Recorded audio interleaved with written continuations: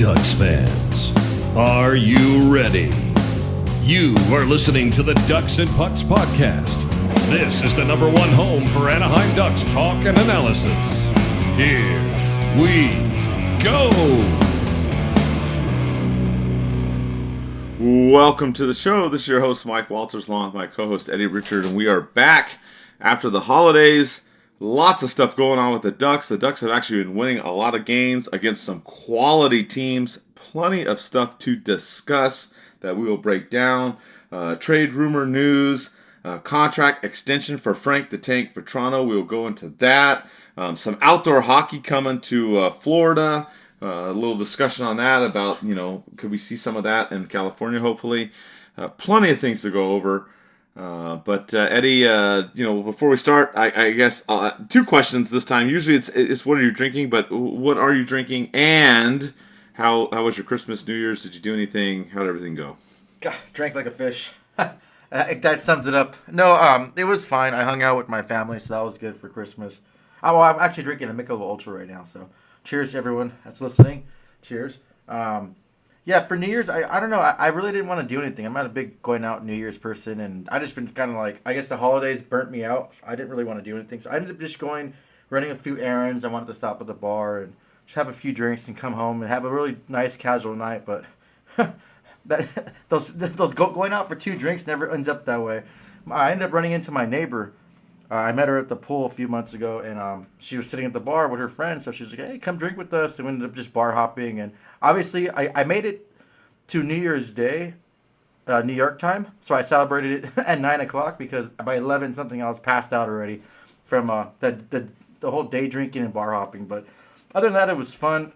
It was my birthday, too, on the 2nd. So it was cool that my brother and his girlfriend did something for me and had like a little birthday dinner and cake and stuff like that. So that was fun.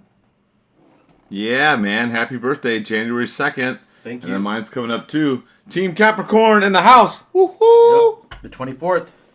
That's it. Any all right, birthday plans? Do you have any birthday plans? No, I don't really. It's not like, I don't know, it's not a big thing. I mean, it's MLK Day, right? So we all, like, most people get the holiday off. It's the 20th of January, even though my birthday is actually the 15th. So, no.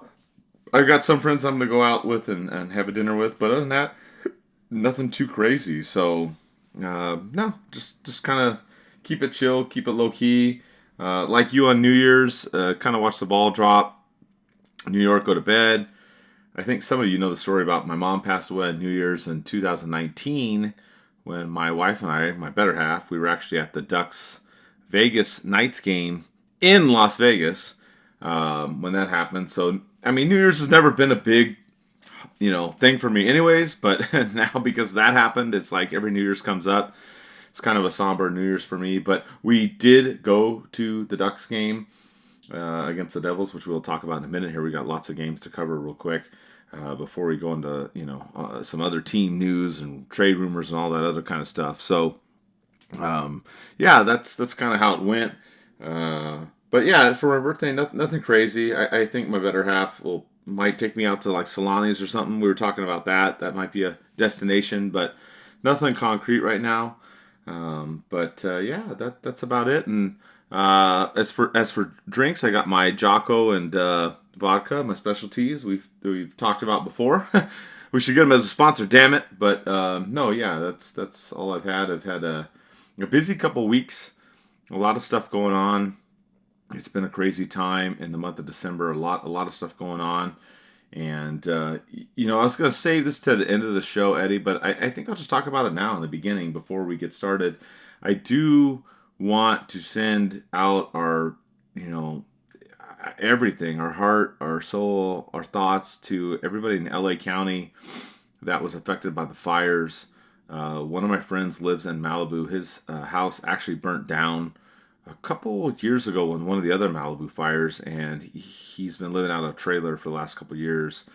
And it's just the devastation out there in LA is crazy.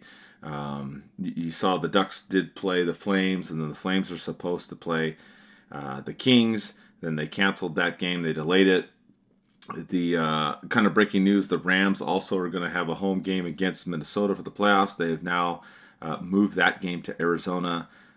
Just a lot of stuff going on in LA County. And, I just wish everybody the best. I can't imagine there's a lot of people, that just lost everything. And I don't know what that's like. And I can't imagine losing everything. So it's just crazy. But I figured we'd throw that out there in the beginning, and just very, very thankful for what I have, the friends and family and whatnot. And I hope that those people can recover and come back from all of that, Eddie. Yeah, it's unfortunate. It's really sad. It doesn't matter what your I guess your class is, upper class, middle class. They're still losing their homes and all their possessions that are sentimental to them. And I'm sure once all of this is done, I'm sure there's going to be people that are going to be displaced. And you know what's really fucked up too, Mike, is I was reading that a lot of these insurance companies canceled their fire insurance. Like a bunch of that's like nuts. Like how would you be able to how can you do that to people and get away with that? I'm not justifying anyone's demise or murder, but look what happened to that CEO for the healthcare. Like people are getting tired of stuff, and they're not going to let people push them around, especially these insurance companies that are the biggest frauds in the world. But yeah, my heart and prayers go out to everyone affected by it. Hopefully it gets over with quickly. We get some much needed rain. Another thing too, Mike, I'm seeing watching videos of people starting these fires too. Just random people just going and starting fires around just to watch everything burn. So that's kind of nuts. California just become a hellhole. A hellhole. I don't understand how any player would ever want to come and sign to the Ducks or the Kings living in California. It's so shitty. But yeah, my heart and prayers go out to them. I do want to apologize too, Mike. I flipped your birthday. I thought it was the 24th. That's my other best friend, John's. Yours is the 15th. So yeah, sorry about that, Mike. It's all good. No worries. But yeah, I'm with you. And that factor about living in California will come into play later in the show. We will talk about Vatrano's contract, how the league feels about it. Kind of interesting. So we'll dive into that a little bit later in the show. But let's just kind of jump into it. We'll talk about some of the games, talk about some trade news, a whole bunch of other things going on. The Ducks, they've been playing better as of late. They've been winning games. They had 5 games against playoff contending teams, 2 of them against the Oilers, 1 against the Devils and Winnipeg and the Lightning. They came out winning 4 of those 5 games. They also played the Flames, which they lost in overtime. I'm not happy about that game. I'm actually really upset about that game, and we'll discuss that too. But weird scheduling for the Ducks. They played Philly and Edmonton in early day games on the weekend. Then they played the Devils on New Year's Eve. The Ducks did lose to Philly, and then they did beat Edmonton. This game was interesting because the Ducks got down early in this one, 2-0. They were able to get a goal by Cutter to make it 2-1. The Oilers again got a 2-goal lead and made it 3-1. Hellison and Fabry were able to come back and tie it up. And then this game was very, very weird because late in the third period, it looked like Ryan Strome had scored. There was kind of nothing, no announcement. Then all of a sudden it was announced on the scoreboard. They replayed, the play, and then he scored. And then the Ducks got an empty net goal and won. Dostal played that game in Philly. He played that game, against Philly, and the game against Edmonton. Gibson was out. If you remember, he took that stick to his face in that game against Vegas. And they had Callie Klang called up as backup, but they went with Dostal for both games. It is what it is, but the Ducks were able to come back and beat Edmonton in this game. I was really annoyed at this game, Eddie, because the people in front of me and next to me sold all their tickets. They were all Edmonton fans. They showed up talking shit because they were winning. The ones in front of me showed up in the second period. We're talking about how Ducks fans are so quiet and the arena is so quiet. And I was like, well, at least we're here on time. And kind of got into it with them a little bit. Not my style. I used to be like that, but I'm also not the type of person that if people are going to talk shit on my fans, I'm not going to be quiet. And I have to tell you, at the end of this game, when they announced Strome's goal and then the empty net goal, the Edmonton fans that showed up at Honda Center were the quietest mother effers I'd ever seen. So I freaking loved it. This game, the Ducks did not play well in the beginning. But as we've seen in some of these games we'll talk about, the comeback kids have been revived, and they've been coming from behind. They came from behind in several of these games and won, most of them. So I was happy about that. But it was a fun game, and the Ducks have been playing some serious competitive hockey as of late, Eddie. Yeah, these games have been fun to watch. I think people are getting a little carried away to think the Ducks are ready for playoffs. I read a lot of the comments online, and people, this Ducks can easily make a wild card team. Just stop with that already. Like, come back to reality a little bit. I love the fact that they're getting these wins. They're gelling. Like, these lines are connecting now. In the beginning of the season, they weren't connecting. So I'm glad that's happening. But let's just tone it down and pump the brakes a little bit on the whole playoff thing, because it's not going to happen. And if we did, we're going to get mopped in the first round. Like, why would you want that? Get a mid draft pick? Just no. Let this team build some chemistry. Let them get familiar. Let them get some more experience, and let them run with it. But yeah, it's always good to beat Edmonton. They always have something to cry about and complain about. Like, I'm glad that they got a win. I really wanted this win, especially for you, Mike, being annoyed by those people, and they shut the hell up real quick. The game you mentioned when they called Kelly Klang up, I was shocked they give Dose the back-to-back games too, Mike. I was like, okay, why not just start the rookie? Like what are you trying to do here? It was a stupid move, and I disagree with it. I think it was a dumb move on their part. How are you going to get this kid in a real hockey game, or an NHL experience game, like, by just making him back up? Like, holy crap! I was almost like wanting like Dose to, like, I don't know, fake an injury or something so he can come in and get some experience. That would have been fun to watch. But yeah, I was mostly impressed, Mike, with the game against Winnipeg. I think that was one of their toughest battles, and they looked really good against them. For some reason, Winnipeg just can't get a win. And yes, I saw their fans complaining about the refs. Oh, another thing too, Mike, about the Edmonton game. I want to say, I forgot which player got that elbow right to the face right in front of the referee.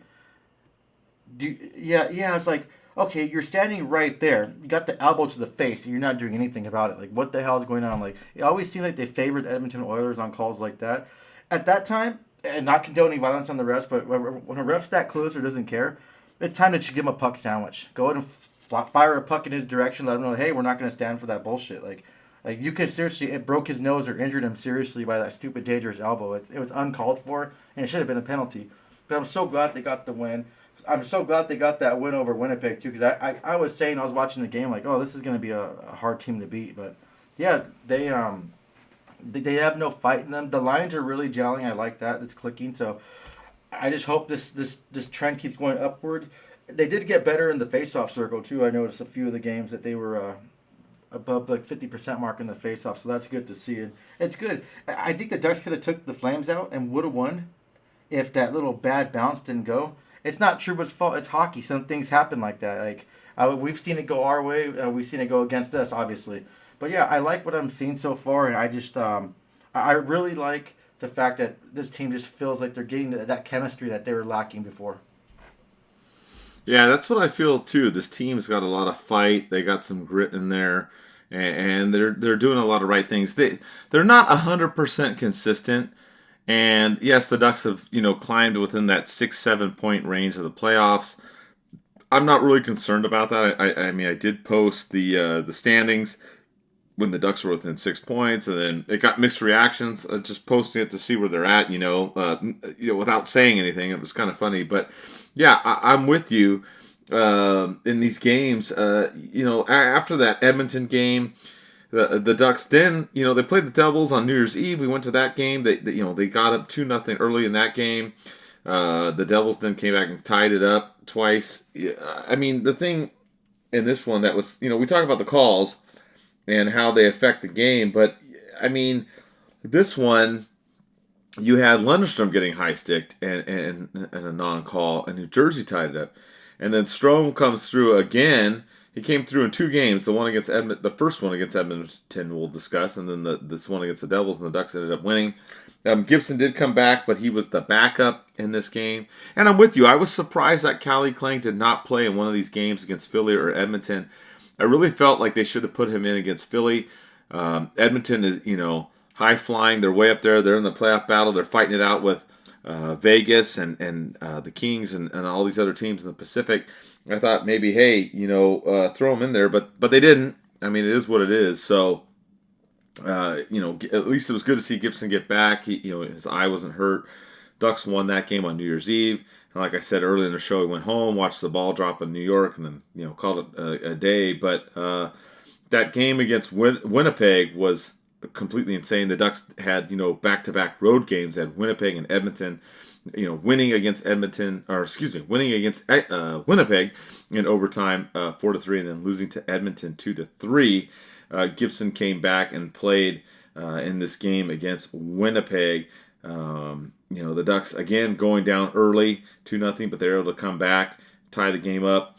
It looked like they were going to lose as Winnipeg scored late in the third period, but Gudas tied up the game, his first goal in like 68 games, and then Terry scored in overtime. As you mentioned, the Winnipeg fans were crying because the Ducks net was knocked off its mooring and the Ducks came down and scored. But if you check the rules, if the team possessing the puck has the net knocked off the goal, they can come down and still attack and do what they got to do. So it's not an issue there. So it was actually called right, and the Ducks won that game. And then they ended up losing to Edmonton and winning against the Flames, winning against the Lightning and then losing against the Flames. So I like what's been going on with the Ducks lately. They've been winning close games. They've come back from behind in some of these games as well. And, they show that they got fight in them. That's the big thing. And all these games, they've been in it. Some of them they've got ahead, some of them they got behind. But they come back from behind in all these games, except that second one against Edmonton. They were down 2-0. They did get back 2-2, but then gave up a goal with less than 2 minutes left and ended up losing. So I think the overall theme with this team is that at least they are they've been in it in all these games recently, and that's the best that we can ask for. And they've been competitive too. And that game that they lost, I'll hold my comments a little bit for that game, the last one against the Flames, because Terry was out. But they're in it every game, even if they're not playing consistent hockey. It's been exciting. And you just don't know what's going to happen. Like, it's not like the last couple seasons where they would get behind a couple goals and you go, oh my God, they're going to lose. It's over. They fight back and score. They've had some that getting ahead and winning. So, it's been exciting to watch the Ducks lately, Eddie. Oh yeah, it's always good when they're close and not getting just kind of like. There's been times where it seemed like the team just kind of gave up and they're not giving it their all, or they're just like at 80%. But no, with these games, it's like they came to play. They're not quitting. They're skating until that last 60-minute mark. It's really good to see. I love seeing it. I feel kind of bad for the Lightning. They come to Southern California and only get 1 point. They just were playing terrible, and I think they only had 3 goals total for that whole 3-game little mini road trip that they had in Southern California. So I don't know what's going on over there, but yeah, we'll take that win. Especially, I think the last time they spanked us pretty good. So I'm glad we got the win on that.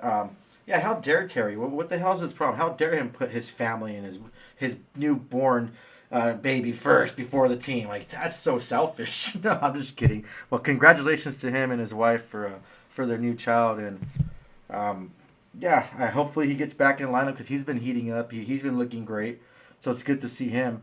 Vatrano too, when his little his extension, which we'll probably talk about later, but yeah, he came up and scored right that first game when he got that extension. So he's excited to be here, and like Verbeek said, he wants players that want to be here, and I think Vatrano does, and. So I'm glad that he got the extension. I still kind of wanted him to be traded last year because his value was sky high. We could have got a huge return for him. And they attempted to trade him to New York, but it just didn't go through. So it looks like he'll be staying here for the foreseeable future. So congratulations to him on his new extension. And it's the great contract, too. Yeah, I'll hold off on the contract talks real quick. We'll get to that in just a second.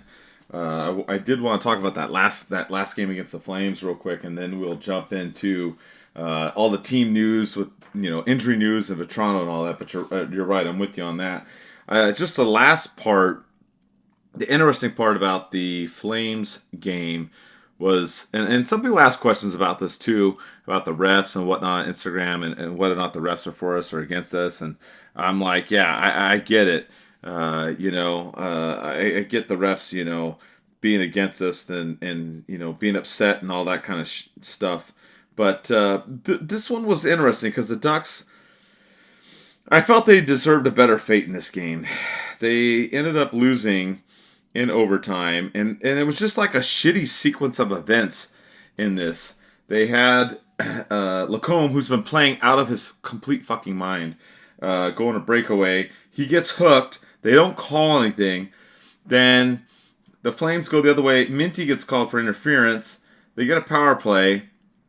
During this 4-on-3 power play, Trouba has the puck. He tries to clear it behind the net. It redirects off the backboards in front of the net to Huberdeau for an easy tap in, and they lose this game 3-2 in overtime. I thought it was really shitty. You also had some controversy in here because you had Hellison that hit Zari, knee to knee, got a 5-minute major and was kicked out of the game.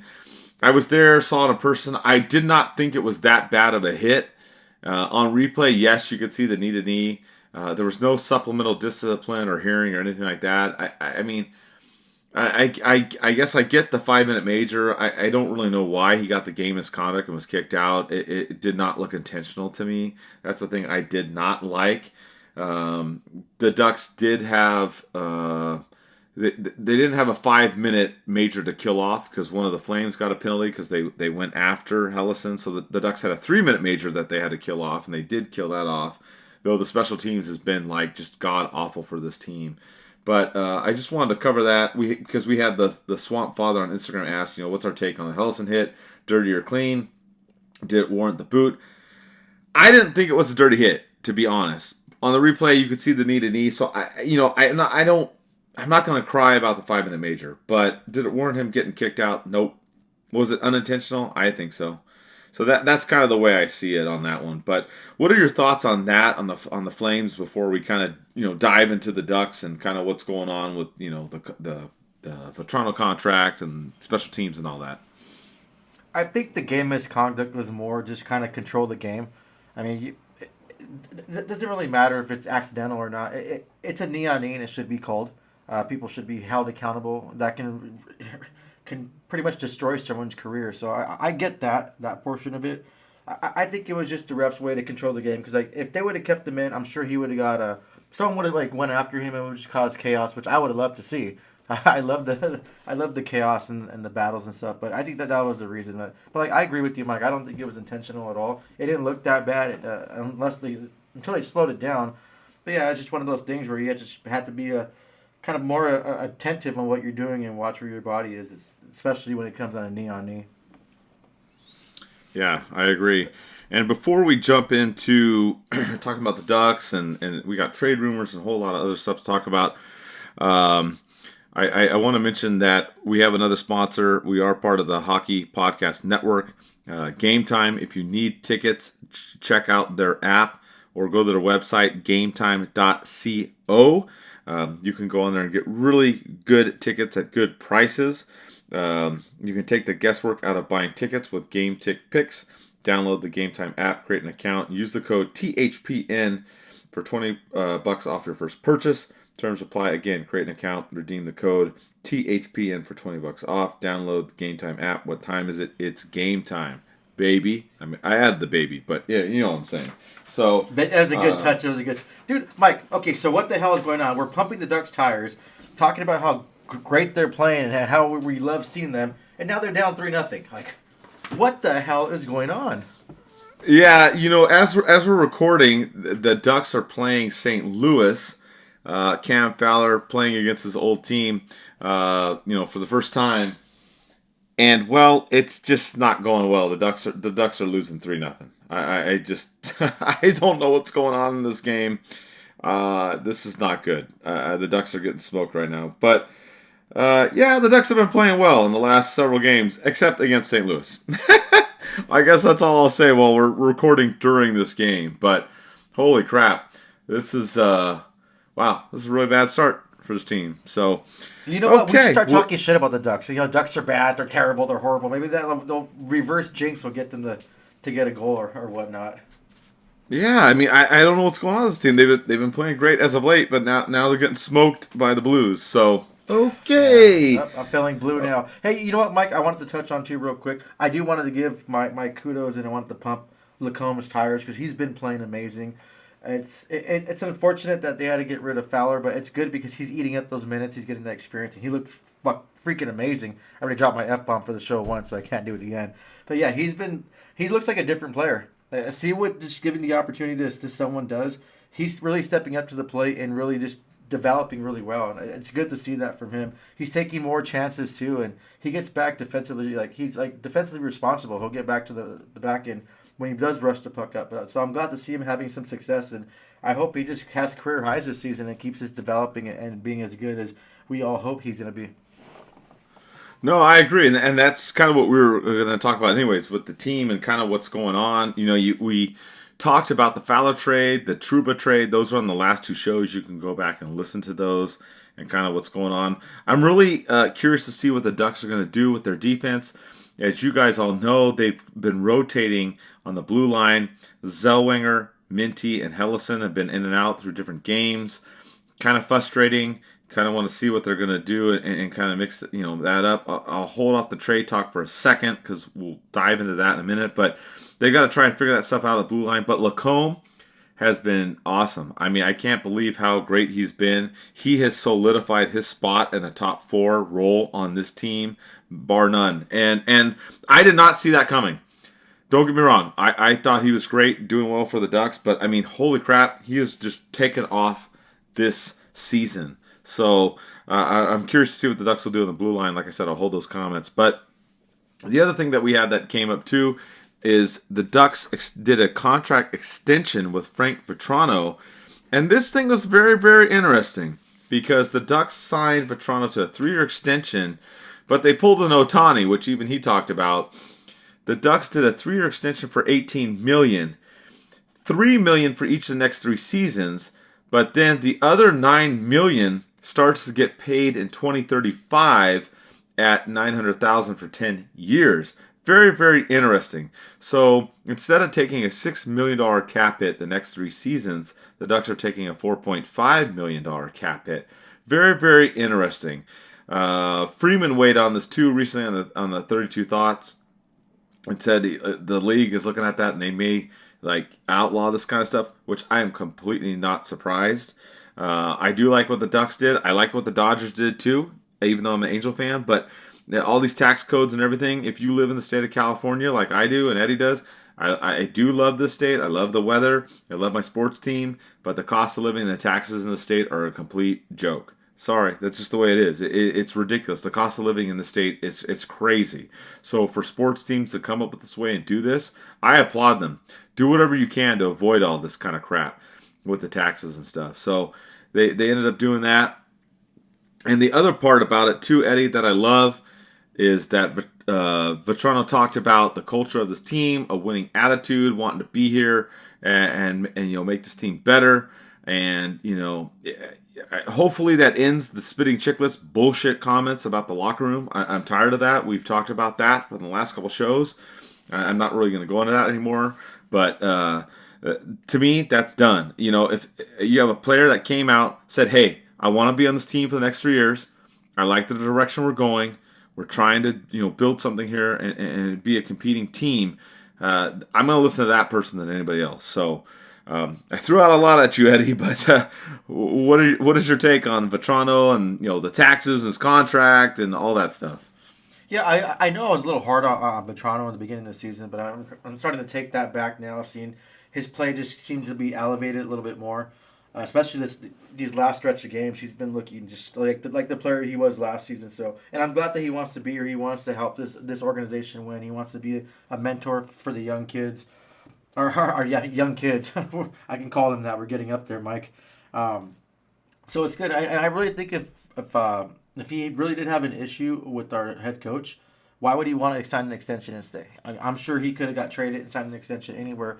A lot of teams would be getting his or wanting his services, and that trade could have happened, and he could just sign somewhere else where he wanted to be. But yeah, he wants to be here. He wants to play under his head coach, and I think a lot of the spit and chicklets hate. Like I said, I think it's his Whitney's so bitter about being traded to Anaheim, losing the chance to win 3 cups with the Penguins, and then getting shipped off to a shit thing like Edmonton. Like I mentioned on the last show too, that game when he got traded to Edmonton, the first game he came back, he had some issues with the team. He was going after yelling at the coach Carlisle on the bench, and then he was trying to fight other players during the end of the game. So he has some hate for Anaheim. So they want to just bash and cry about it. But I mean, they're nothing but just entertainment. They're just trying to get everyone just wild up. So at least they were talking about the Ducks, I guess. But no, it's just even had Cam Fowler on there talking about his time in Anaheim. He didn't mention anything about Cronin being too tough or anything like that.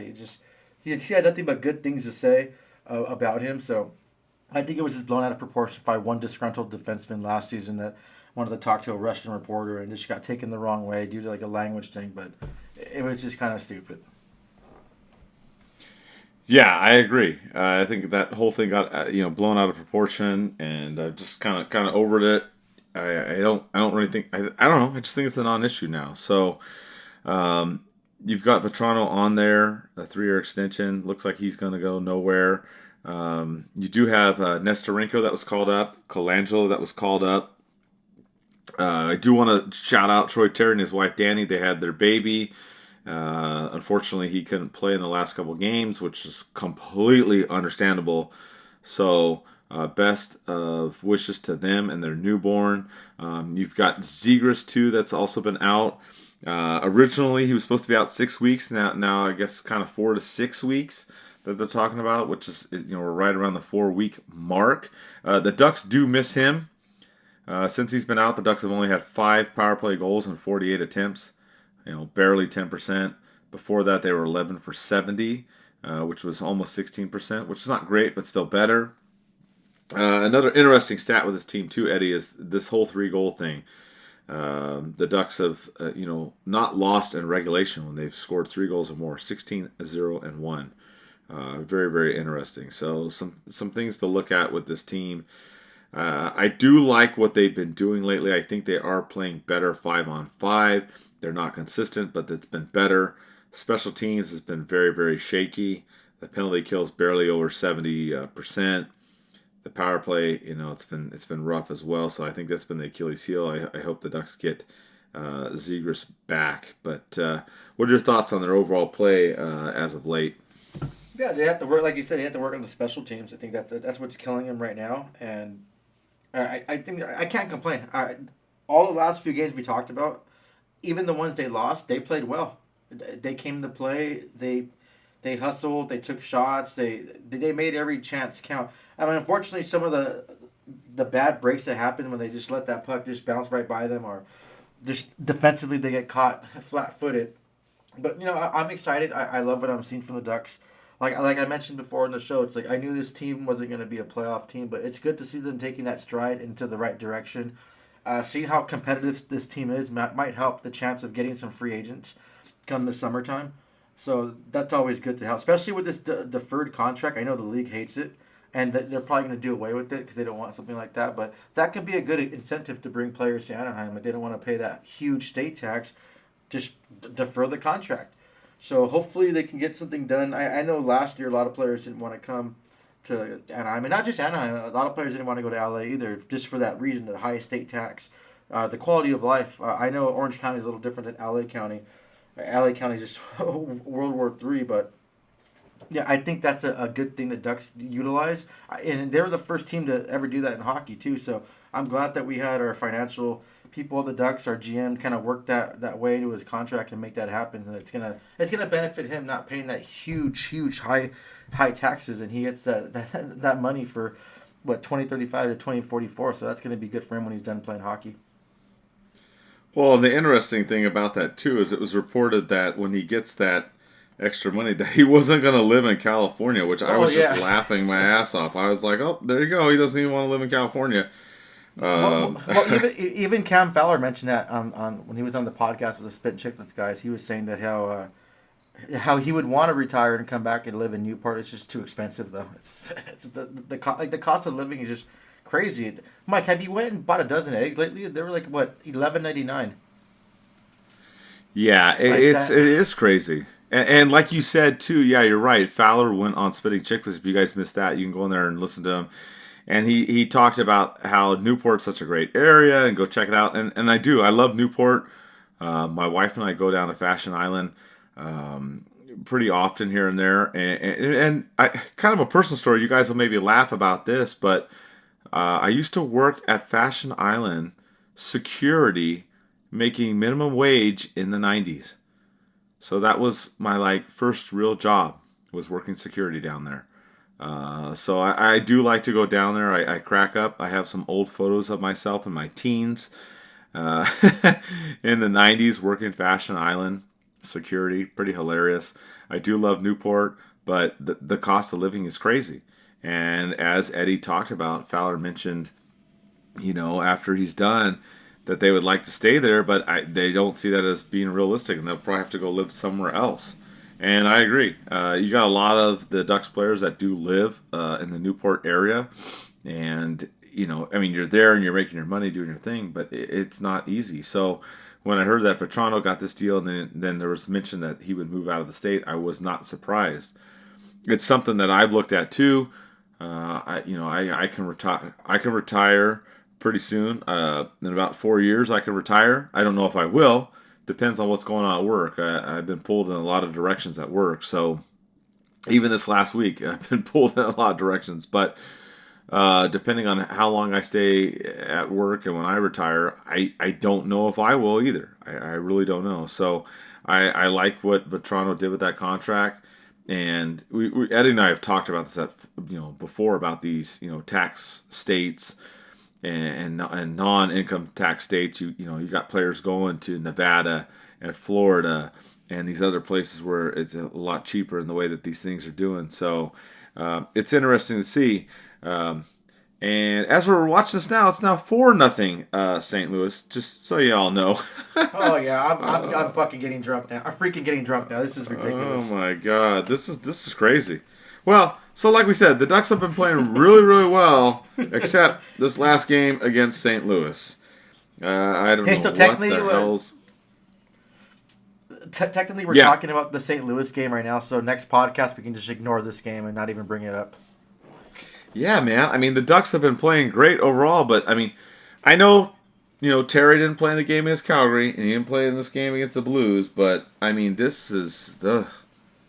Oh my God, I have it on while we're recording because this Terry is the only needs to time plan that Terry needs to plan his baby making thing better. Like have her give delivery in the summer. I'm just kidding. You know what? Exactly. I should post that on Twitter right now. I blame Terry for these last 2 losses. How dare you have your baby in the middle of the season? Really, yeah. Troy? Yeah. Come on, man. But yeah. Oh, that's something that the GM for the Islanders, Lou Lamoriello, he probably tells his players, "Hey, you guys can't have babies during the season. It has to be in the summer." That guy's nuts. Dress code, the like shaving the face, like yeah, like if you're gonna plant. Oh, we got one. We did. Yep. Holy crap! This is not. Yeah, if you're gonna try and plan baby making, please plan it like in the beginning of the season. Like plan it like in October, November. So that way, you know what I mean? Like, your wife will come due after the playoffs. Like, come on. Don't be selfish, man. No, but in all seriousness, holy crap, dude. I don't know what's happened in this game against St. Louis. The Ducks are just getting smoked. Gave up 4 goals in the first period. Like, holy crap. And then they finally get one back. I mean, dude. Maybe a comeback. If they can come back, that'll be something good to talk about. Dude, this is just... I don't even know. I'm like beside myself right now. Like, at least they got a goal.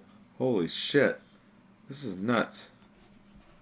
Yeah. If Terry or his family is listening to, I picked up Terry on fantasy, not knowing his situation. All of a sudden, it's day to day. I read it like, oh, his wife's expecting. Like, damn it. Congratulations, but damn it. I just picked you up, too. Wow, this is yeah, oh yeah, and then well, it looks like the Ducks account stopped posting some stuff. Maybe they'll post the goal. I don't know. When we get way behind in the last couple seasons, the Ducks Twitter or X account used to die. Kind of funny shit, but yeah. Okay, So yeah, Game Time, baby. Check out Game Time. You know what, tickets. Check it out. Check it out. Oh, by the way, too, that game against Calgary was a shit show, Eddie. Getting that there for the Angel jersey was a nightmare. The jersey was also cheaply made. Sorry, Ducks, it was cheaply made. It was like a playoff atmosphere, which was awesome. The jersey was XL, which was great, but it was kind of cheap, and only 5,000 fans got it. I love the Ducks. I'm very pro Ducks, but you guys swung and missed on that one. No pun intended. So, anyways, okay. So let's talk about. I heard people got there people lined up like at 4:30, just for that. That's crazy. Dude, yeah, I got there barely at 5:30 and freaking got the jersey. I mean, oh my god! And then I find out I'm like, oh okay, that's like it's kind of cheap. You know, I mean, I don't know. It is what it is, but I mean, you only gave out 5,000. Like, come on, guys. Like, really? I mean, I love you guys. You guys do great overall, but really? I was like, come on, man. Okay. Well, man, we're like this show is like really impromptu, man. We're just kind of going wherever, dude.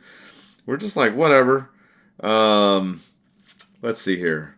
So, it's 4-1, by the way, in the St. Louis Ducks game, like Nestorenko. Okay, cool. Tips home a shot from LaCombe, who we talked about. LaCombe has been kicking ass. So that's good. But man, what the hell?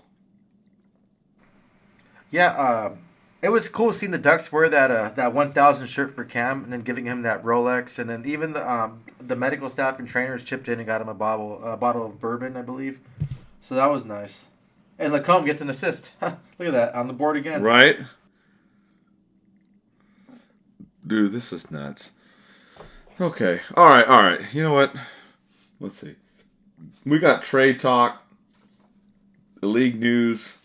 Plenty of other stuff to talk about. So we're like, I don't know, we're not even going on script on this show. We're just like kind of going whatever, which is great. It's fantastic. Yeah, people like that a lot, though. Yeah, we're going random. Okay, we're going random on the show. So let's talk about DraftKings, and then we got a bunch of other stuff to talk about the Ducks while we watch this debacle of this unfolding in St. Louis. But have you played Pick 6 from DraftKings? What are you waiting for? You better get on it. The playoffs are here and time is running out. As an official daily fantasy sports partner of the NFL, DraftKings does fantasy sports like no one else. They're making it even sweeter for first-timers. New Pick 6 customers play $5. You get $50 in Pick 6 credits. Win more cash on Pick 6. Download DraftKings Pick 6 app and use code THPN. That's code THPN for new customers to play $5 to get $50 in Pick 6 credits. Only on DraftKings Pick 6. The crown is yours. And please listen to this.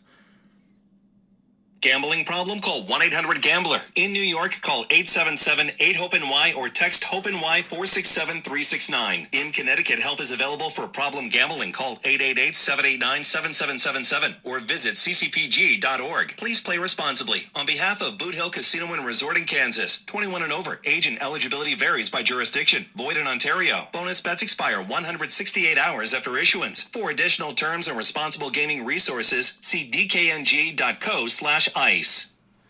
All right, there you go. I love their app. It's easy to use. Like when I go to Arizona to see my mom, I know that's when I first downloaded it. That's where I got my first $50. It was cool. I was just I ended up winning on betting on some random underdog in a tennis match, so that got my money back. But I remember being at my friend's house in Colorado when I visited him. We got drunk all day.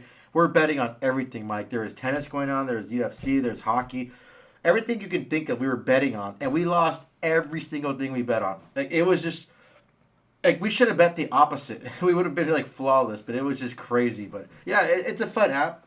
I'm not a big gambler at all, so I don't get addicted to that. Like, I'll go and, I'm going to see my mom next week in Arizona, so I'll just probably get, like, $60, gamble, make some bets, $5 here, $5 there. If I hit, I hit. I don't. I'm not a big gambler, but it's a good app, so if you guys are out of we're a state that allows that, I would suggest trying it out. It's pretty fun. I agree. Check out DraftKings. Check out Game Time.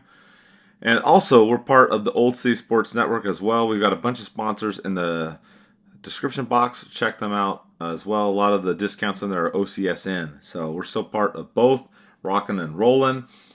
Damn, we're almost close to an hour. I'm shocked. We're going over some of the stuff, and it's kind of going quick. But we've got some trade news. We got league news to still talk about. A lot of fan questions. We appreciate all you guys on Instagram. We got Austinman55 asked, who's our first goalie. We've got DZ all day asked, are the Ducks going to make a trade for a top 6 forward?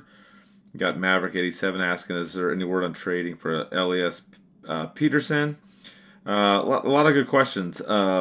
You recently had Gibson too. Elliot Freeman talking about him, saying that Verbeek's asking for a lot in his return. Gibson's been playing a lot of games, as you know. I still think Dostal is the first goalie for this team. The question is whether or not Gibson gets traded. Freeman said that they're asking for a lot for him, so I don't know if that's going to happen or not. That's something to look at with this team. Will the Ducks make a trade for a top 6 forward? I don't know. They had another question in there. Ducks fan asked if the Ducks will trade McTavish. I'm kind of still, the jury's kind of out on McTavish. I mean, he's not had a great year, but not a bad year. So there's a lot to look at here with this team. What they're going to do, they're getting closer to a wild card playoff spot. Not saying that Eddie and I think that they'll make it, but they've been playing better. Scratch the St. Louis game, but overall they've been trending up in the right direction. So I think that they will try to make a trade for Gibson. The question is, will they be able to do it? I don't know. The ask sounds pretty high on there. There's also rumors about Dumoulin out there too from the 4th period. Even though if you read their article, they don't really give any reason why the Ducks would trade him other than being on an expiring contract. So I don't know, but I would like to see the Ducks trade Dumoulin if they don't send somebody down. Like if they send Hellison down to the goals, that would kind of solve this rotating issue. They could play the 6 defensemen all the way around. That's kind of something to look at. But what do you think? What do you think about the defense and the goalie? Those kind of seem to be the overarching themes about trades and stuff. What is your take about Gibson or the blue line, Eddie? Yeah, like we have 2 number 1 goalies. We don't need to have 2 goalies right now, especially we're still in that kind of rebuilding. I guess we kind of like in the kind of retooling now. I think the rebuild's been going on forever, but I don't understand why the Ducks are so keen on holding on to these 2 goalies. It's just like, man, you can get a huge return, especially at that time when teams were desperate, when Edmonton was having their issues with Skinner, when Colorado was having their issues with Georgiev. You could have made something happen with them. Yeah, maybe you could have come down on the price a little bit more, but you could have got some huge returns, some assets. You could have got that top 6 player that you needed that can either I can put some produce some points on the power play too. A lot of things could get done, so I don't understand what information, like I always mentioned, what Gibson has on this team, why they won't let him go. But I think it's stupid. It's been dumb for a while to just hold on to 2 number 1 goalies when your team is just barely like finding out their groove and their identity more. It just doesn't make sense to me. So I know the goalie market's cooled off right now, so that asking price that they're asking for, the high return, they're not going to get right now. Who knows if injuries or if a goalie just has a bad game. The trade deadline comes, someone wants to bolster up their goalie and have a goalie for the future. I don't want the Avalanche trade it for Blackwood. He's kicking ass. Like, he's killing it over there. His numbers are really great. I know Scott Wedgwood went down, too. They traded for him. So I don't know if they're looking for some kind of solution on that. But, I mean, I doubt they're going to trade for Gibson now when they have Blackwood that signed the extension, too, and that's their established number 1. But Dumoulin makes sense, like you mentioned, the expiring contract. There's a few teams interested in him, and why not trade him for some assets and get these young guys some experience? Look at what he's doing for LaCombe.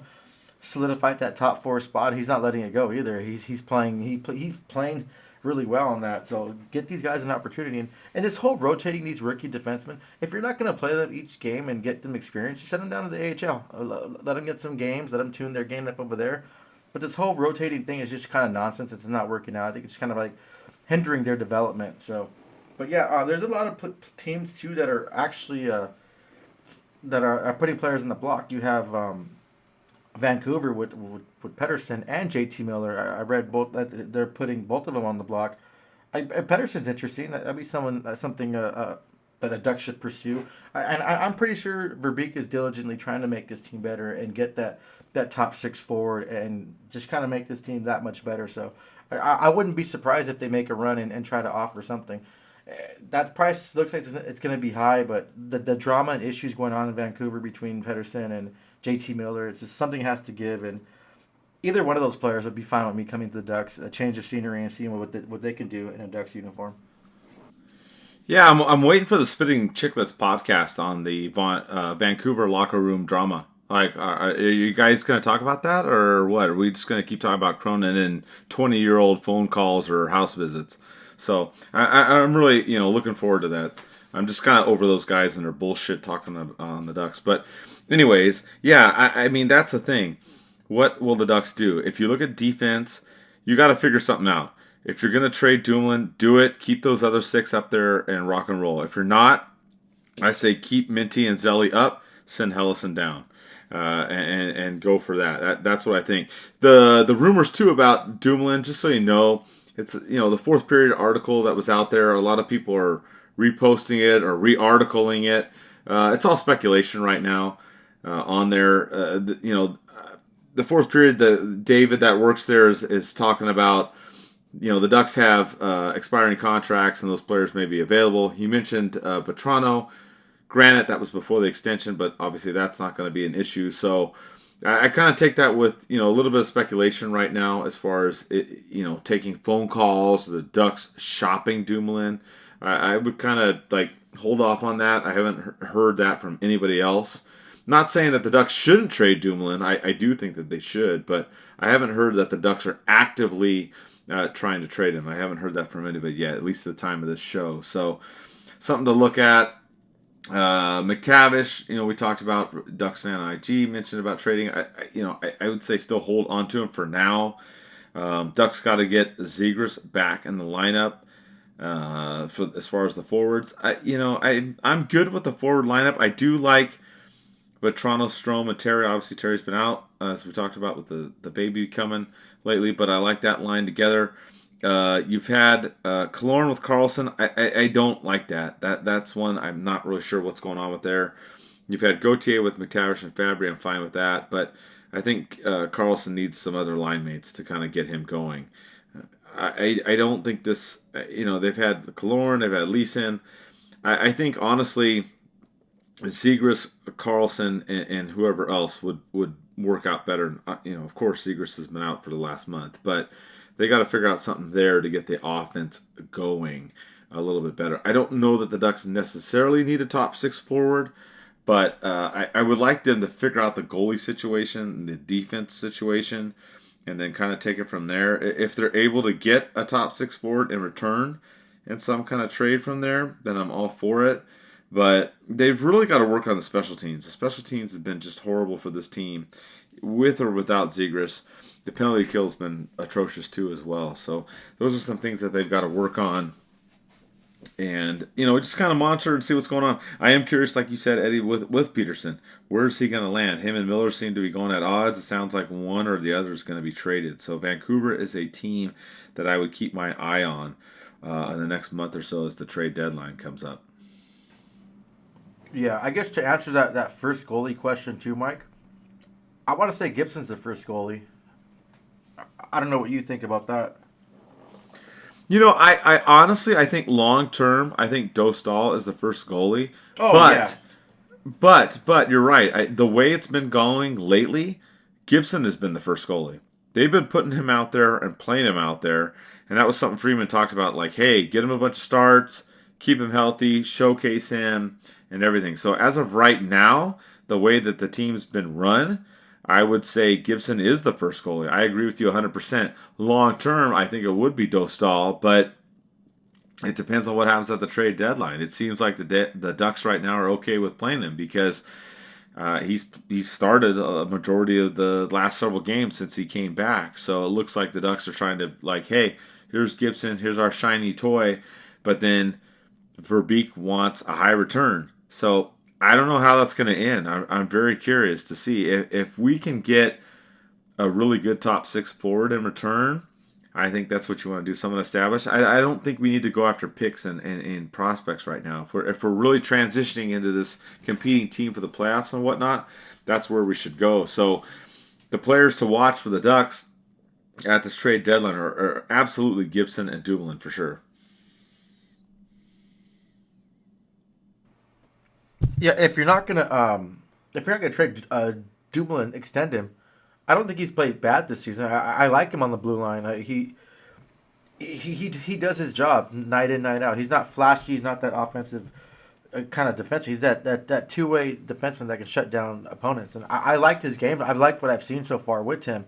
So if you're not going to trade him, then why not extend him or get something done? I mean, if you're not going to extend him by the trade deadline, and obviously, yeah, if you have people calling for him, trade him for something. But yeah, I'm kind of curious to see what's going to happen, especially with the trade deadline. I think Verbeek might be a little more active. He was active during free agency trying to sign players. He tried to get Stamkos. He tried to get Marcia. So who knows what other players he was trying to acquire too. So he's active. He's not just going to sit there like Barstool Bob and just kind of just sit there and twiddle his thumbs, twiddle his fingers. But yeah, it's going to be curious to see. I don't know how this team is playing right now. If you want to shake up the locker room and make a trade right now, when they're getting that momentum, minus the St. Louis game. But they have looked great, so it's going to be interesting. I'm looking forward to this year's trade deadline. It seems like it's going to be a good one for us to make this team better. The drama in Vancouver, I know the Ducks have had a history with Vancouver making trades. So you never know what can happen. I would love to see us to get that, I guess a legitimate more top six. I think Killorn's more of he can be played on the third line. I do like the Cutter, McTavish, and Fabry third line. That line is freaking sick. That's a great line. They play well together. I'm happy for Fabry too. It looks like he likes playing on the Ducks, and the Ducks like having him. And two, I wanted to talk about McTavish. I know the question earlier was about McTavish. I think it would be a mistake to trade him right now. It's just something's going on with him, Mike. And we talked about this on a previous show. It might be like a nagging injury because he hasn't looked like himself at all. So I think whatever's going on and he overcomes it, we're going to get that McTavish that we saw. And we have the sample size of what he can do. So we try to kind of just be patient and find out what's going on with him, if it's an injury or if there's anything personal going on in his life. I know a lot of these athletes now have sports psychologists that kind of get them out of the funks. Even Nathan McKinnon. He has to have like an anger management person because he does have a temper, and that's kind of helped transition his game and make him a better player. So, like whatever's going on, if there's any issue with him, I hope he figures it out because he's a hell of a player and he can really be a force to be reckoned with on this team. The one other one I want to bring up, and we talked about this before the show, is what about Vatrano from Colorado? His contract's over end of the season. I know it's $9 million. It's it's up there, but what do you think about and I know Colorado did their goalie thing and all that, but I'm not saying that maybe they don't go for Gibson again or maybe the Ducks do something else, but you and I talked about this. You follow Colorado too, like I follow Pittsburgh. What do you think about the Ducks trying to go after Vatrano and bring him to Anaheim? 6 to midnight, Mike. 6 to midnight. I think it'd be. You know what? I'm saying this right now. Verbeek is eyeing that situation, and if Vatrano does go to free agency, Verbeek's going to make a play. And I can say this 110% confident with confidence. I think you'd be an idiotic GM if you don't go for a player like Vatrano. He's a game changer. They call him the Moose. He's that big physical body, that finished player. He can get in those areas. He can score. He's insane, and it's crazy to watch. Like when I was in Colorado, I saw him from rookie. He was playing 10 games. His first 10 games he played, I think he only had like 1 point. It was like, okay, what's going on with this kid? Did the abs like strike and a miss? But nope. The second season, he just goes and he just continuously gets better, and he makes the players around him better. If the Ducks can land someone like him, that would exponentially increase I want to say he'll add to the power play. He'll get more goals, score a lot more. I think the Ducks will start going in that competitive way to make the playoffs, getting a player like that. Is it going to happen with trade? Absolutely not. I don't think the Ducks can offer. They have to offer a huge thing to the Avalanche. And right now, the Avalanche are cup contenders the way they're playing. I don't think they would go for Gibson anymore. I think Blackwood's their man, especially after that extension they signed him. There's no point to spend over $12 million on goalies if they acquire Gibson. But I think that if they don't get a deal done, or if they can't get a deal done, they're not going to trade him because they need him to win a Stanley Cup. And I really think the Avalanche have a good chance at winning the Stanley Cup this year. But I feel like if they do let him walk for free agency, then that's going to happen. We can sign him, try to sign him for free agency. Maybe Solani can help out and give his fellow Finnish person a call and be like, hey, Anaheim's cool. I'll treat you to dinner or something. But it's not going to be easy, Mike. It's going to be hard. I know the Avalanche have their own internal cap that they don't want to, which I read. And I'm sorry, I can't post the article I read. I want to say it's Colorado Hockey Now I got this from, but yeah, they mentioned that the Avalanche have an internal cap and they don't want to pay him more than Nathan McKinnon, which he gets paid $12.5. I've heard different analysts talk about Rantanen getting $14 million if he goes to free agency, and he's well worth it. A player that can put up 50 goals or score 100 points plus. He's in the race too for winning the Richard Trophy too. I think he ranks number 2 amongst points, if I'm not mistaken. So overall NHL, so he'd be a game changer. And if they can get someone like that, you best believe I'd have a Rantanen jersey as fast as I can get one. But it's only time can tell. I doubt that it's gonna happen that way. I think that he's gonna stay in Colorado and maybe sign to 12.5 with some bonuses, maybe 13 at most. It's hard to picture him making more than McKinnon because McKinnon is, I think, a hell of a better player all around. I think McKinnon's the best player in the world, and not just because I follow the Avalanche. McDavid, yeah, he's sure fast, but McKinnon just had that physicality to his game and that nastiness that makes him that complete player. But man, Mike, if we can get a player like that, that'd be sick to have Rantanen on the Ducks. I mean, it'd be insane, but I think you're right. There would have to be a lot of moving parts in that for that to happen. I completely agree. I don't see that being something that's an easy deal. If they did want Gibson, you'd have Gibson. You'd have a bunch of other stuff involved. So I don't know if it happens, but that's another team to watch. The trade deadline. Watch the Colorado Avalanche and see what they're going to do because they're up there and competing, as Eddie said. We got a few other things kind of to wrap up here, like league news or kind of just hockey news in general as we kind of wind down the show here a little bit. But the Ducks prospects did well in the World Juniors.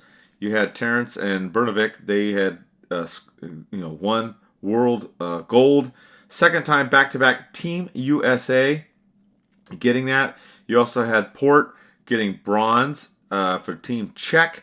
Canada got eliminated, did not get a gold medal. You had Seneca, who was not part of it, who was also the OHL Player of the Month in December. And we've reposted a lot of his videos of him going nuts and just doing sick goals. But kind of a crazy World Juniors, Eddie. The Ducks had 3 prospects to get gold medals. Team Canada getting just destroyed by the media about their selection over the players and how they played. They got knocked out. Did not get any medals at all. So, kind of a crazy situation. But I was happy, of course, to see Team USA win again and to see 3 of the Ducks prospects get medals. Oh, yeah, definitely. I heard a rumor, too, that the Prime Minister of Canada resigned because of that, not getting a medal. No, I'm just playing. You know what? I had to give credit to that Czech goalie. I don't know his name, but he stood on his head against Canada in one of their games, and he played really well. But yeah, congratulations to Team USA. It's good to see. I know this is Canada's sport, but it's good to see U.S. having success, and it's gonna be a wave where it's gonna be. I think the U.S. players coming into the league is gonna start increasing more, and that's good to see. More people are playing. I know hockey's an expensive sport in the United States. Well, everywhere. So it's good to see USA representing and winning gold. So that's good. Hopefully more to come. It's always oh, you see that fan too, Mike? When Canada lost, he threw his jersey over on the. Oh, On I the didn't ice. see that. What happened? Oh, they lost, didn't get a medal. So he takes his Canadian jersey off and throws it. Like, what a scumbag! Like, that's your country. You just do it on the floor over a stupid hockey game. Like, that just make you look like a jackass. Like, man, like grow up. If you want to throw a jersey, that's like, I think that's one of the dumbest things you can do as a fan. You just throw your jersey like a 3-year-old. And Well, when those Edmonton fans showed up and were talking trash, I told them to be careful because they might be the 51st state. And they really didn't like my comment. And I'm like, well, if you're gonna come to the game and talk shit, then guess what? I'm not gonna be quiet, dude. So your thank God I boy, wasn't there. yeah, and some guy resigned too over there. I don't want to get political, but sorry, your leader was a piece of trash. Sorry, but that is what it is. I hope they get better leadership over there, unless of course we do absorb them. But anyways, okay, I'll stop with the political stuff because we'll probably lose people. Never mind. Anyways, I didn't even know what was going on political. I just saw that he resigned. I had no idea. I don't really get into politics or kind of too like current events. I just stick to hockey. It keeps my sanity. So it's away from everything like that. So maybe I should look into it more and see what's going on. I know. I just was razzing those Edmonton fans just to kind of give it to them because they were talking shit on the Duck fans. But I wish I were there. Like that would have been. They would have left because I wouldn't have shut the fuck up or freak up. Sorry guys, like keep throwing the F-bomb out here. Yeah, I wouldn't have been quiet. I mean, I would have done it without like trying to like instigate a fight. I don't believe in physical violence at sporting events. I think that's the dumbest thing too. But I would just especially when the Ducks would have won, I would have went crazy. we did. My better half and I were going nuts when the Ducks won that game 5-3. We didn't say anything to them, but we were cheering, going crazy, and they were quiet. Crickets. It was hilarious. So, Mike, I hope our fans won't get mad, but I am going to an Ontario Reign game tomorrow, AHL game. So I have glass seats to that with my brother and his girlfriend and one of my friends. She's from New York. Give a shout out to my friend Kate. She's taking her first California hockey game and first AHL one. She's a Rangers fan though, so boo her. But yeah, Mike, I'm gonna cheer for the Reign tomorrow. So I'm gonna be a Reign fan for the night. And you know what? Here's my thing though, Mike. They're playing Minnesota. You know how badly I hate Minnesota teams. That's your favorite. That's your favorite team.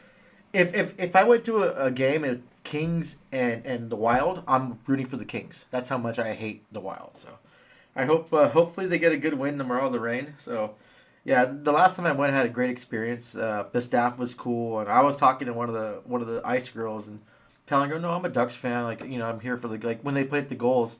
And she's like, oh, okay. She went and got me like a rally towel. She's like, oh, hopefully this changes your mind as you switch to our team. Like, it was just a pleasant experience, like overall over there. So I'm glad I get to go and hang out with my family and my friends and have a good Friday. Good. Yeah, whatever. You're going to another game. It's all good. It's funny. You bring up the Rangers. So we talk about these outdoor games. Our buddy, the Mighty Jerseys, was like, you guys mentioned about, congratulating the Rangers and Panthers on an outdoor game on X or whatever. But it's kind of interesting. Florida's getting a couple games coming up here. You've got Rangers Panthers 2026 Winter Classic, and then you got Bruins Lightning 2026 Stadium Series. So Florida's getting a couple outdoor games here. And it kind of, we asked the question out there on X about, where else and who would you want the Ducks to play or whatever. But this whole thing, I'm still waiting, man. I want Ducks, Kings, and Angel Stadium. Like, let's go. Let's just get it over with. I mean, shit, send the Sharks over. I don't care. But even if the Ducks play like in any outdoor game, I'm like, this is ridiculous. We've had one Stadium Series game, and that's it. I don't know. I mean, happy for Florida. Good. And please get rid of the Chicago Blackhawks in your Winter Classic games. God. I'm sorry, dude. They were talking about the ratings and how bad they are. Yeah, guess what? Stop putting Chicago out there, NHL. Yep. Wake up, dude. They were the lowest ratings for a Winter Classic. I tried to watch a little bit. They were just so focused on and had a hard on for Bedard.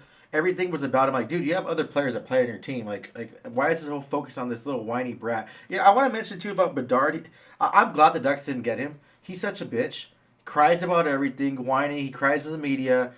he hooked Patrick Kane and then starts talking shit to the ref, calling Patrick Kane soft and he should stay on his feet. It's like, dude, you're on a sophomore slump. You're having a shitty year and you're sitting there crying. Like, earn your way to the league. And I don't know. He's just entitled. I think he needs a puck to the mouth or a punch to the face. I'm really glad that we went with Leo Carlson. He's a lot more mature and mild mannered than this still little spoiled punk. Like, I'm glad they got their asses kicked. He was crying about that too, them getting destroyed. I was just like happy when the Blues were whooping their ass. I was so happy too. Fowler got his 2 goals in his 1,000th game, first NHL player to play their 1,000th game at a Winter Classic. So I'm so happy for him.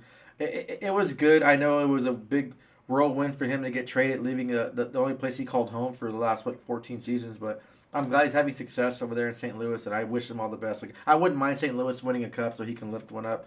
That would be great. But Mike, the Winter Classic against the Rangers and Panthers, I will be there. I'm making it known right now. It's on my birthday, January 2nd, so I'm going to be there, Mike. So if you plan to go, let me know.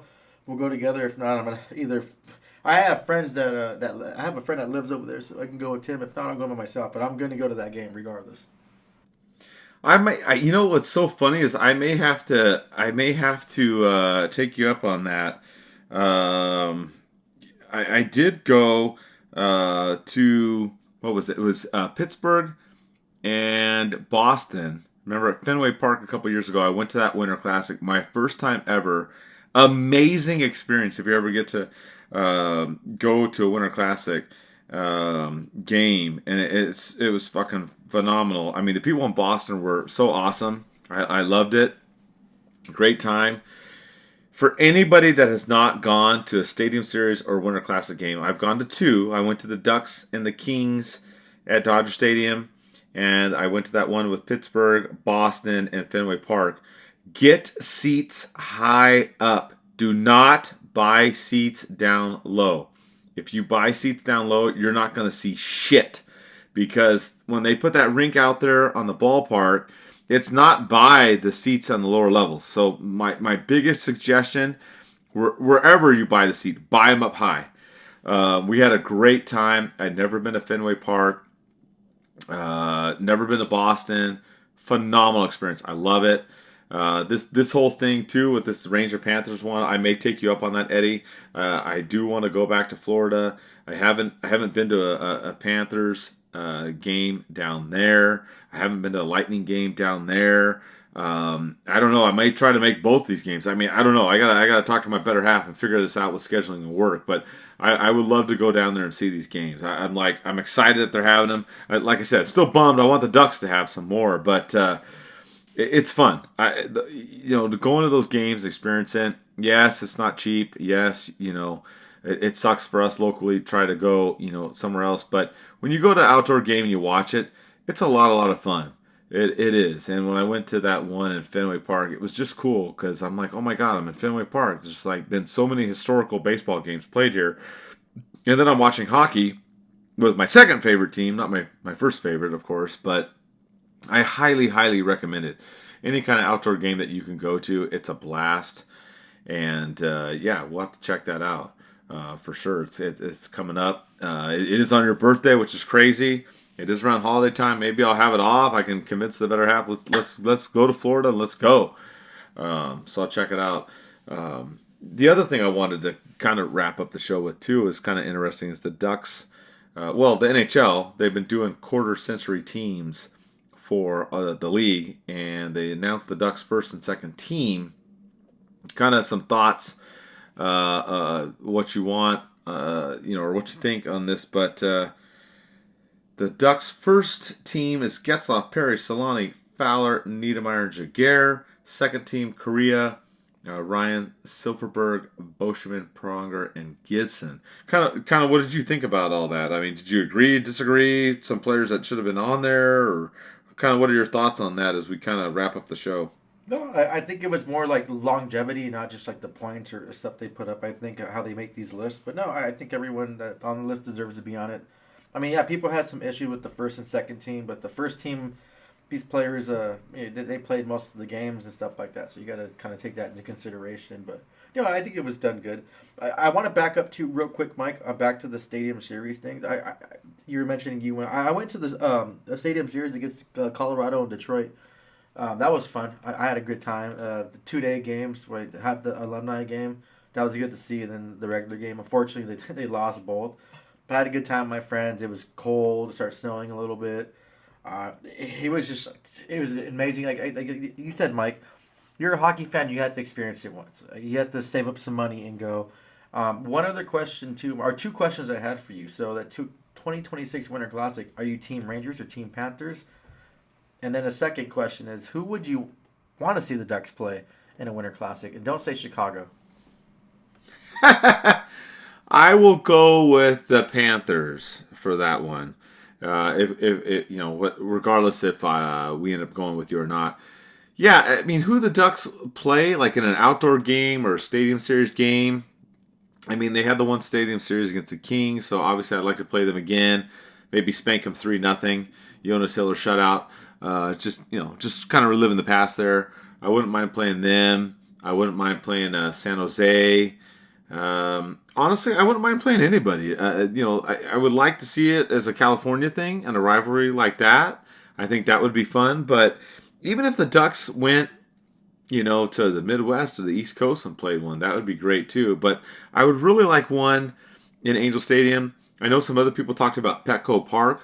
Petco Park is amazing. If you've never been there for a Padres game, that's awesome. If the Ducks didn't have it at Angel Stadium, Petco Park would be awesome as well if they hosted it. And yeah, Petco Park's amazing. It's just great. And then they could play whoever. I don't care. I mean, any of those teams on there. I remember someone else mentioned the Flyers, and I was laughing. On X, they mentioned that, and I said, well, what's the theme going to be? Who wore it better? Black and orange against black and orange, and I thought that was funny. But I would think the Kings or San Jose would be appropriate. Petco or Angel Stadium, I think that would be the way to go. I would love to see that, but honestly, I would just like to see us host a game and play someone, because it's been that Stadium Series. I want to say it's been about 10 years since we played in Dodger Stadium. Against the Kings, so I'd like to see that. I'd like to see more of that. I mean, it's just fun. Those outdoor games are fun. It's almost like a playoff game atmosphere, and it's great. And I think that's one thing the league does very well, and I think they should do more of it.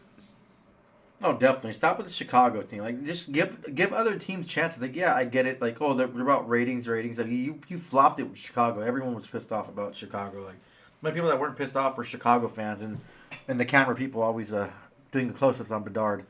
But the Ducks had their chance during their I think it was the 20th anniversary season. They could have just, and I mentioned it too, Mike, they could have played the Ottawa Senators at Angel Stadium. They could have had an alumni game. That would have been great. Yes. The alumni is coming back, that Stanley Cup thing. I know the Canadian teams had the Heritage Classic, but why not intertwine them? Have some American teams face off against Canadian teams in the Heritage Classic. Have some Canadian teams be part of the Winter Classic. Like, that'd be something good. Like, even the Senators too are so much history that you can have with those teams. You can bring the alumni back to play against each other that played in that Stanley Cup game. It'd be something that would pop up the ratings. And I even mentioned too, it could be a neutral shot. It doesn't have to be Angel Stadium or Dodger Stadium. It could be somewhere neutral, somewhere colder. I think that should be anything just to get the Ducks outdoors again. So I'm really hoping in the near future when the Ducks are real competitive and the OC vibe thing is banging up, and I hope they're considered for a game. But who knows? I'm just glad. I'm glad it's not the Chicago Blackhawks games. That's getting really old. Yeah, absolutely. I mean, we've got to stop that. I mean, really, you saw what happened with the ratings. I mean, it's over. Stop it. I mean, change it up. So I'm curious to see what will happen with that. As we kind of wrap up the show, the Ducks have been playing very, very well lately, but not against the Blues. It's 6-1. So just letting you know, it's not looking good, unfortunately. But overall, the Ducks have been playing better. And, they have been playing more competitive hockey, except for this game, unfortunately. I don't really have much more to say. I mean, I do look forward to maybe an outdoor game. I do like, that Century team. I thought it was pretty good. I don't think there's much that could have been changed on there. You could have switched some people between the first and second team, but not a real lot of other changes on there. So that's really all I got. I just kind of want to reiterate from the beginning of the show. Everybody in LA County, our hearts and thoughts go out to you guys. I mean, it's just horrible losing everything like that. Like I said, I had a friend in Malibu that lost everything, has been living out of a trailer, which is just unimaginable. So, yeah, I mean, kind of put things in perspective. I hope a lot of people are able to recover and build up, what they lost and everything recently. But that's all I've got, Eddie. I'll leave it to you, and then we'll kind of wrap up the show, and we'll kind of be back on our every 2-week rotation. Yeah, just want to give a shout out to all the firefighters, police, and medical personnel that are working tirelessly to help out everybody. And I want to send out one big FU to all those stupid piece of crap looters that are taking advantage of people in a bad way. That's just something that it breeds LA, I guess. It's sad to see that. It's unfortunate. But yeah, the police, the fire, and medical, even the other places. I know I guess a hot dog chain, Dog House, are offering free meals to firefighters. So that's good of them. They're trying to pitch in on that way. So I hope they're all safe, and I hope they get to come home to their families. And just I want to let them know that we are ever so thankful and blessed to have them protecting us. So thank you to them. Yeah, absolutely. Thank you to all the first responders out there dealing with everything, all day and all night, just trying to, save everybody's businesses and homes. It's just been crazy. So I want to praise all of you out there that are doing that. Thank you for everybody that's listening to the show. Like I said, we'll be back in a couple of weeks. Check out TPN Hockey for all our, gear and all that. Patreon.com for donations and everything. Again, thank you for listening. And let's go Ducks.